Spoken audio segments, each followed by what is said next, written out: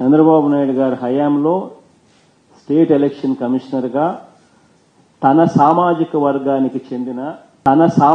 వర్గానికి చెందిన ఒక అధికారిని, ఐఏఎస్ అధికారిని తాను నియమించిన వ్యక్తి ఈ రమేష్ కుమార్ అనే ఈ గొప్ప ఆయన, ఈ పెద్ద ఆయన. ఒకే ఒక కేసు మాత్రమే దీంట్లో పాజిటివ్ వచ్చింది. వచ్చిన కేసు ఎవరు చనిపోలేదు.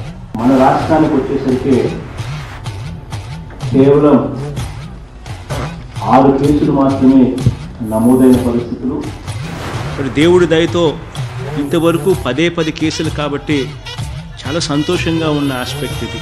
రాష్ట్రంలో దాదాపుగా ఈ రోజుకి 87 కేసులు రాష్ట్రంలో నమోదవుతే ఈ రోజుకి So far we have 132 positive cases, sir, in Andhra Pradesh.